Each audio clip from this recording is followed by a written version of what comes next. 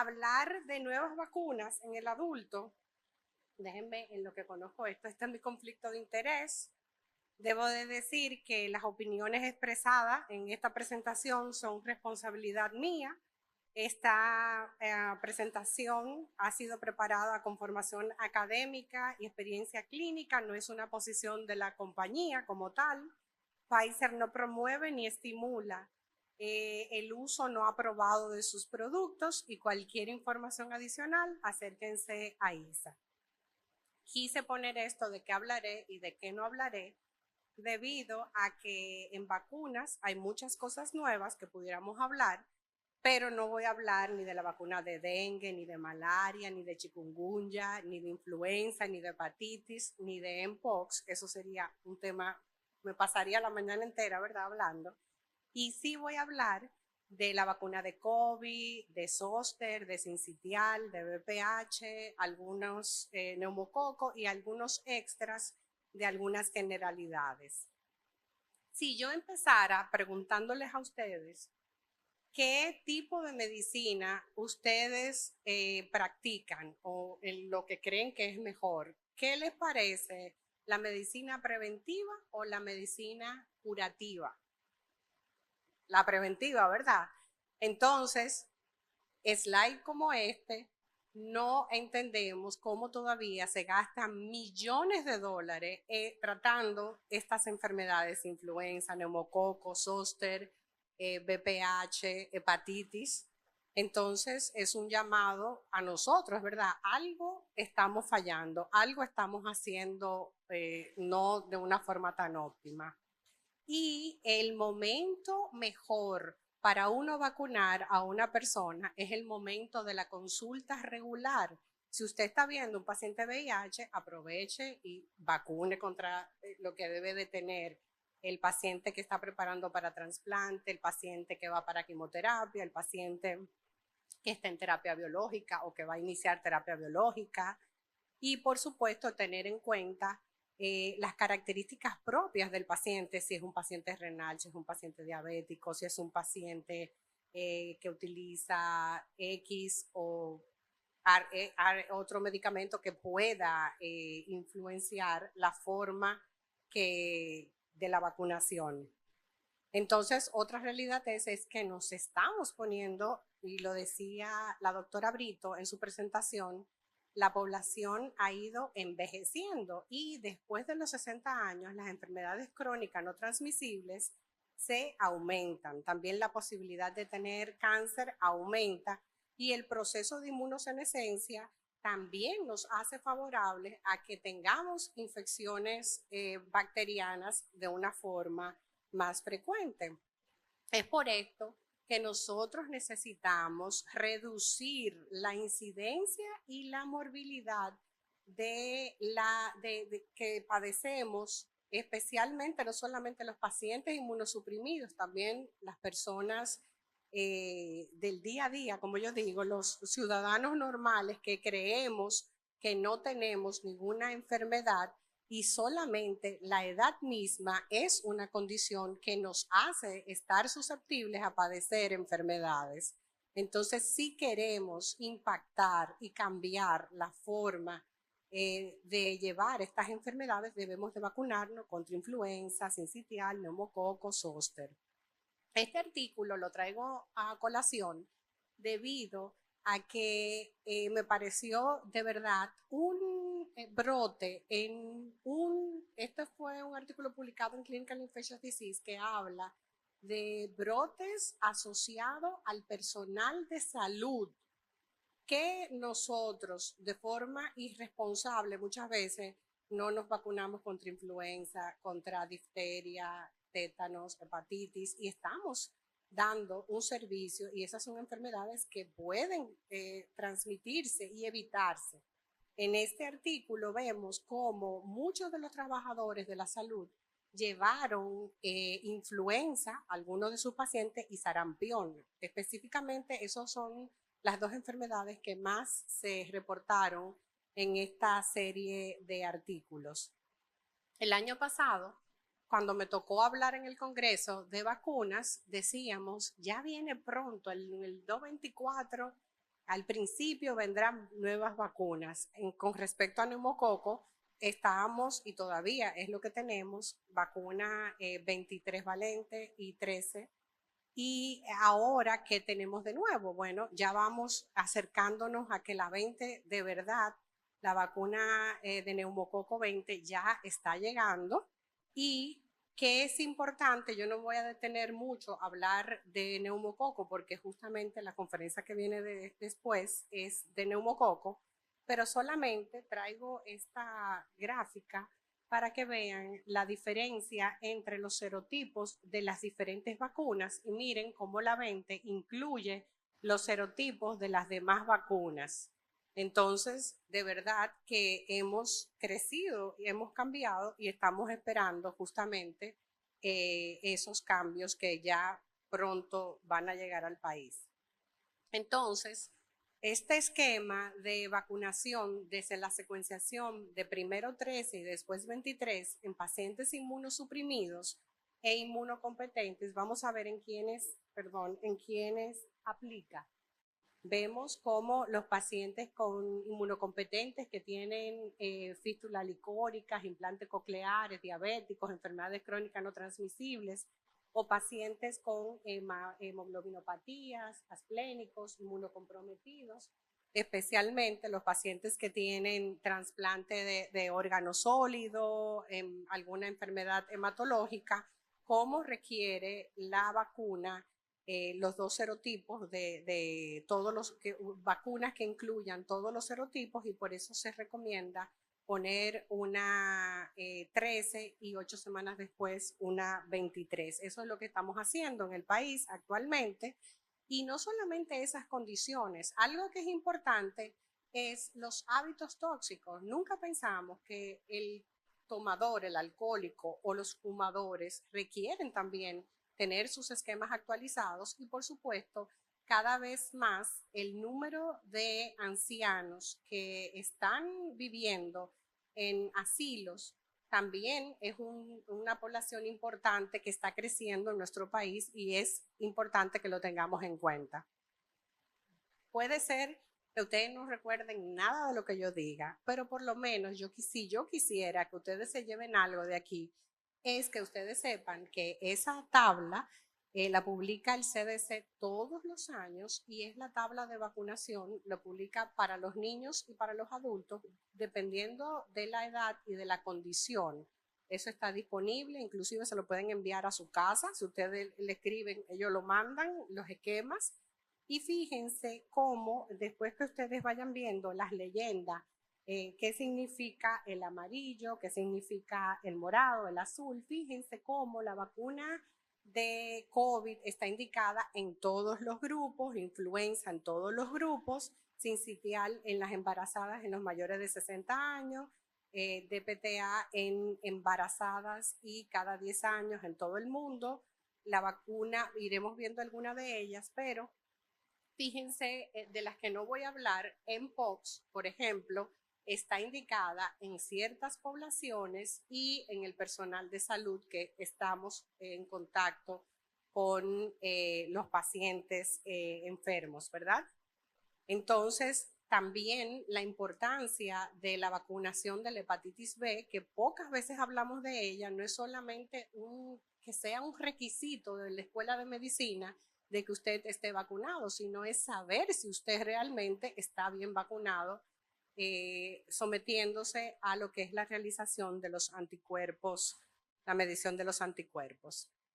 Este mismo esquema, por condición clínica, resulta muy interesante porque de una forma rápida nos ayuda a valorar qué vacuna necesita cada tipo de población. Vemos como las embarazadas, fíjense cuánto rojo hay, rojo quiere decir que no puede aplicarse, amarillo que sí, y fíjense cómo es importante revisar de qué tipo de inmunocompromiso estamos hablando, si es una vacuna, si es por ejemplo, un trasplantado de órganos, hacerlo antes, si es de médula después, si el paciente es diabético, personal de salud requiere también un sinnúmero de vacunas, y estas tablas pudieran ayudarlo a poder hacer su práctica más efectiva.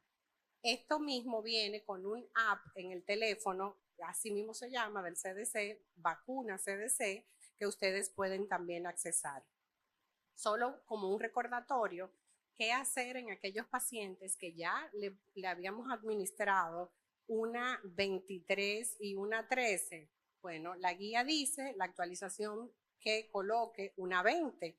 O si la 15 llegara primero que la 20, usted coloca primero una 15 y después una 23. Cosa que aparentemente no será así, tendremos muy rápido la 20 valente, entonces es bueno que lo tengamos pendiente. Luego, si una persona nunca ha recibido la vacuna, pues la recomendación es que directamente reciba una 20. ¿Por qué la secuenciación? Bueno, primero porque cada vacuna induce un tipo de inmunidad distinta. La inmunidad celular, la vacuna 13, Prevenar 13, lo que hace es no solamente que al actuar sobre lo que es la inmunidad celular, activando la inmunidad celular, nos permite dejar memoria versus la vacuna 23, que es lo que actúa es la inmunidad humoral, y esa producción de anticuerpos se va de una forma más rápido. Por eso es importante que la secuenciación se haga primero la 13 y después la 23, tratando de que la parte inmunogénica sea mejor, más robusta. La doctora hablará de eso también dentro de un ratito. Y la parte de cuándo nosotros debemos de vacunar a un paciente inmunosuprimido, por supuesto que antes de que se inmunosuprima, si uno sabe ya lo que sucederá, como decía la doctora esta mañana, y tener pendiente que las vacunas de virus vivo deben de administrarse por lo menos 4 semanas antes del tratamiento. Y es importante también que sepamos que no se puede, que después que el paciente ya se le está dando quimioterapia o pasó por algún proceso X, no es que no se puede vacunar, sí se puede vacunar, pero ahí tendríamos que revisar cada tipo de vacuna. Todos hemos escuchado la estrategia 95-95-95 para VIH, pero yo sé que algunos de ustedes tal vez no han escuchado la estrategia 90-70-70 para VPH. Y es ahora mismo, así como sabemos tanto de la estrategia 95-95-95, debemos de tratar de acoger esta estrategia 90-70-70, donde con esto buscamos que en el mundo exista en cada país menos de 4 casos por 100.000 mujeres. Es importante que ustedes sepan que el 90 viene de que el target va dirigido a que el 90% de las niñas menores de 15 años hayan recibido la vacuna. El 70 viene de que el 70% de las mujeres entre los 35 y a los 45 años ya tengan un cribado, un tamizaje para VPH, y que de aquellas que ya tienen esa enfermedad identificada también reciba tratamiento. Con esto nosotros vamos a evitar alrededor tope un 30%, una reducción de la mortalidad por VPH. Este dashboard de la Organización Mundial de la Salud me resulta muy interesante porque cuando nos comparamos con otros países de nuestros igual recursos que los nuestros, vemos cómo el periodo de la pandemia realmente afectó la parte de la vacunación. Esta estrategia es con una vacuna en niñas en edad escolar, y fíjense todavía cómo andan las tasas de baja de nuestra población. Eso nos toca a nosotras, a nosotros más bien. Ahora, ¿qué hemos aprendido de los programas de vacunación? Número 1, que las vacunas de VPH en realidad sí son efectivas para prevenir cáncer de cervix. Yo me atrevería a decir que es la única vacuna que previene cáncer identificada. Que es importante también que los niños, que los hombres se vacunen. Y también ha habido una en la población masculina que también deja, así como neumococo, la 13 deja inmunidad de rebaño, también esta vacuna sucede lo mismo, y que es importante que nosotros sepamos que aunque una vacuna no es un tratamiento, sí aquellos quienes han recibido la vacuna tienen menos posibilidades de que sus niños realicen o tengan lo que son, que lo ven muy frecuentemente los neonatólogos, lo que es la papilomatosis respiratoria recurrente. Entonces, la vacuna realmente funciona. Ahora vemos que el país habla de una sola dosis. ¿Y qué dice la sociedad, la postura de la Sociedad Dominicana de Pediatría, que le estuve viendo ayer? Bastante interesante, porque ellos dicen, y yo estoy de acuerdo totalmente con la postura, que todavía ellos no quieren que se acoja la de una sola dosis debido a que esos estudios que se realizaron en Kenia todavía no proporcionan data robusta para nosotros acoger ese esquema de una sola dosis. Y muy cerquita, en Costa Rica, se está llevando a cabo este estudio, que es el estudio Escudo, donde pronto, a finales del año que viene, ya nosotros vamos a saber si realmente una dosis es suficiente. Pero mientras tanto, que nosotros recomendamos 2 dosis en niños menores de 15 años y 3 dosis después de 15 años para niños y niñas.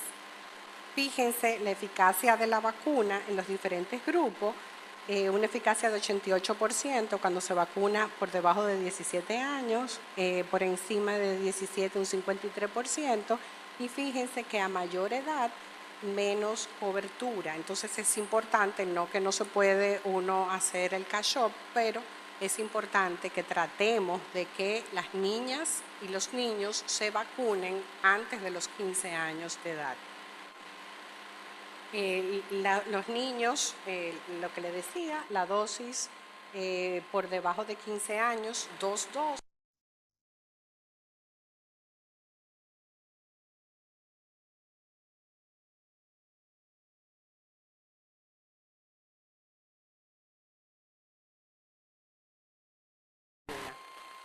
Y si hablamos de sincicial respiratorio, antes nunca nadie. ¿Y qué trajo el COVID de nuevo? Bueno, las pruebas moleculares han ayudado ahora a identificar una serie de pacientes que uno no pensaba. ¿Quiénes afecta el sincicial respiratorio? Principalmente a los extremos de la vida.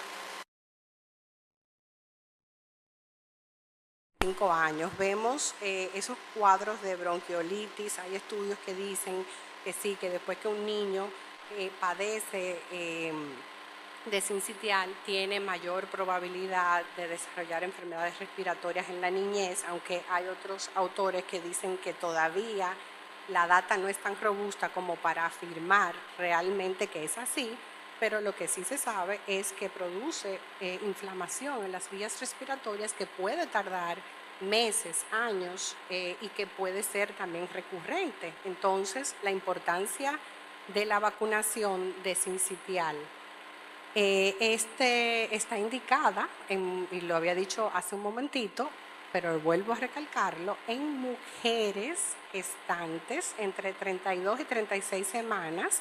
Y no sé quién le gusta la pintura, pero no sé si reconocen estos cuadros de quiénes son, del periodo impresionista, de los impresionistas. Son 2 matices que hay. Recuerden que yo digo que esto parece una embarazada, ¿verdad? Entonces, justamente el estudio se llama MATIS, lo que quiere decir es maternal, la inmunización materna, los estudios de seguridad y eficacia. Como que no se le olvida, un matiz, una embarazada, y porque lo que hizo el estudio fue randomizar una paciente y un placebo, se le administró de 24 a 36 semanas, y la conclusión fue de que realmente la vacuna es eficaz en proteger a los niños nacidos de esas mujeres. Miren la curva, miren la diferencia versus placebo versus las personas que recibieron la vacuna prefusión del sincitial, una vacuna bivalente, prefusión F, es efectiva y eso ya está probado. Había otras vacunas anteriormente, pero el truco fue la forma como se modificó la vacuna. Tenemos también, decía, que el sincitial es para personas mayores de 60 años y esto también es impresionista. Renoir, piensen en la persona mayor. Esto es un Renoir, un señor mayor, ¿verdad que sí? Nadie se le olvida que también es una indicación recibir a los adultos mayores de 60 años la vacuna del sincitial respiratorio, que es una vacuna que también este estudio vio la eficacia y la seguridad de la vacuna de prefusión F y fue efectiva en reducir los síntomas respiratorios y la mortalidad en los pacientes que recibieron una dosis de la vacuna. Miren la diferencia entre el placebo y las personas que recibieron la vacuna. También fue un estudio, uno versus un vacunado, y realmente la data es impresionante de lo efectiva que es. Ahora sería para nosotros pensar si realmente, ¿por qué no hacemos más diagnóstico? Tal vez porque las pruebas moleculares son más costosas y es una de las formas como uno hace el diagnóstico. Nosotros hicimos un póster que esperamos que lo acepten en el ID Week y una de las cosas que se vio es justamente que los pediatras sí pensaban en sincitial, pero los adultos no tanto. Se hacía el diagnóstico casual buscando en los paneles multiplex otra cosa. En cuanto a la vacuna de Zoster, que anoche algunos tuvimos la oportunidad de participar en el lanzamiento, está indicada en personas mayores de 50 años y en personas mayores de 18 años que tengan alguna condición que se vaya a inmunosuprimir, por ejemplo, que necesite ser vacunado antes de los 50 años. Es una vacuna que cuenta con 2 dosis, una primera dosis en el esquema normal y otra dosis después de entre 2 y 4 meses después. Para las personas que se van a inmunosuprimir pudiera ser un esquema más corto, pero por lo menos tiene que tener 4 semanas en el medio de una vacuna y la otra. La pregunta que anoche, no sé si le hicieron, pero creo que muchas preguntan que si yo no tengo anticuerpo contra varicela, cosa que prácticamente es imposible, ¿qué vacuna debo y si me protege? La vacuna no protege a aquellos necesitan tener su vacuna de varicela aparte. O sea, los anticuerpos, la medición de anticuerpos de varicela es necesaria sí o sí y necesitaría las 2 vacunas. Es importante que lo tengan pendiente. Estos estudios fueron los estudios ZOE de Zoster, ZOE 50 y ZOE 70, donde se evaluó no solamente la posibilidad de que una persona desarrolle neuralgia posherpética, si se disminuía realmente con la vacuna y la aparición del zóster. La vacuna, las personas quienes recibieron la vacuna, no es que no pueda aparecer un zóster en el 100% de los casos, no lo es, pudiera aparecer, pero la vacuna tiene una eficacia importante y se recomienda en las personas que, aunque ya haya tenido un zóster, se recomienda la utilización de la misma y sobre todo la parte de la reducción de la neuralgia posherpética es un buen punto. Además, si vemos las complicaciones que puede tener, no solamente por la neuralgia posherpética, sino también la pérdida de la visión, las complicaciones secundarias, etcétera, es una vacuna que realmente la necesitábamos. Hace 15 años, cuando la doctora Genara era presidenta en Santiago, recuerdo que yo hablé de zóster y la otra vacuna, y la verdad que es un paso importante, ¿verdad? De COVID, hay que hablar de COVID porque sigue siendo un problema a nivel mundial, a pesar de que la gente lo toma ya bien a la ligera. Es importante que nosotros sepamos que actualmente las variantes de Omicron, sobre todo la JN1, es la variante que ya predomina en todo el mundo, y que qué tipo de vacunas debemos de tener nosotros y que actualmente el país no cuenta. No me quedan 3 minutos, me quedan más de 5, porque eran 35 que me dijeron. Los adultos, sí, me está engañando. Los adultos mayores de 65 años tienen mayor probabilidad de tener una inmunidad debilitante, ¿verdad? Quienes son inmunosuprimidos y los adultos mayores de 65 años, la cantidad de anticuerpos es distinto, se va perdiendo con el tiempo, y por eso es necesario la revacunación con lo que es la vacuna de COVID.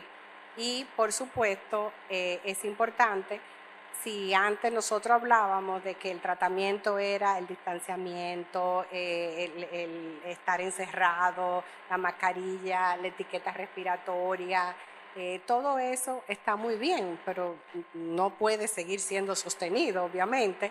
Entonces, ahora es el tiempo de nosotros recomendar lo que es actualizar los esquemas de vacunación contra COVID. Lo que venía diciendo, este artículo lo representa muy lindo. Esto es JN1. Fíjense, esto es a marzo del 2024. Fíjense cómo estos sublinajes de XBB se han seguido esparciéndose y probablemente van a seguir surgiendo nuevas variantes, por lo que nosotros urge la parte de estar actualizados en nuestros esquemas de vacunación. Como decía Yesenia hace un rato, el CDC europeo y la Organización Mundial de la Salud recomiendan que las campañas para lo que es la vacunación de COVID se le dé prioridad a los mayores de 60 años, a los pacientes inmunocomprometidos, personas que tienen alguna condición inmunológica, mujeres embarazadas y los trabajadores de la salud. También organizaciones como el CDC, el Ministerio de Sanidad de España o WHO recomiendan el momento de que se pongan simultáneamente influenza y COVID, que es una estrategia que se utiliza mucho en Estados Unidos. Y esta parte creo que es importante para que veamos los tipos de vacuna que han existido desde la variante original de Wuhan hasta las vacunas bivalentes de Wuhan y Omicron, y vamos por aquí de nuevo una vacuna monovalente XBB 1.5 que sí brinda cobertura a las variantes de COVID circulante. En el país todavía, pero ya próximamente habría que hablar con ISA para ver cuándo llegarán estas vacunas de COVID y que es necesario. Cuando ustedes viajen, es un compromiso de ustedes recibir estas vacunas, por lo menos, sobre todo porque el COVID es una realidad y está subiendo. Entonces, el Comité de Vacunas recomienda justamente ahora, el 28 de febrero del 2024, que todas las personas mayores de 65 años deben de recibir una dosis adicional actualizada, ¿ok? Todas mayores de 65 años y con alguna condición específica o si es personal de salud. Esto se basa debido a la circulación de las distintas variantes que hay, obviamente. Y para ir cerrando, para que no me sigan haciendo señas, los mayores de 60 años que deben de tener COVID actualizada, sin sitial respiratorio, la recombinante de zóster, que es la vacuna nueva, la PBC-20 y la influenza. En el caso de que, como todavía no tenemos la 20, seguir la secuenciación de 13 y 23. Y yo no puse el artículo, pero fue una reflexión de algún artículo que si podía la inmunización materna salvar a un niño, definitivamente sabemos que sí. Recibir una vacuna de difteria, díganme todos los pediatras que hay aquí, ¿cuántas vidas se salvarían? Influenza, sincitial o COVID, es importante que las embarazadas sean vacunadas y por eso debemos de actualizar estos esquemas. Y para terminar, este artículo que me parece maravilloso, habla de la contribución de los programas ampliados de inmunización en el mundo, cómo han impactado, sobre todo ponen el ejemplo de África, la sobrevida de un niño africano desde el 1974 que se conocen estos programas, cómo le ha brindado vida a estos niños. Entonces es algo que debe de llamarnos a reflexionar de que la vacunación debe de ser un derecho para todos en el mundo y nosotros tenemos que trabajar para que así sea, que sea gratuita y que todos tengamos las mismas oportunidades porque tendremos menos enfermedades. Termino con esto y quedo después para las preguntas.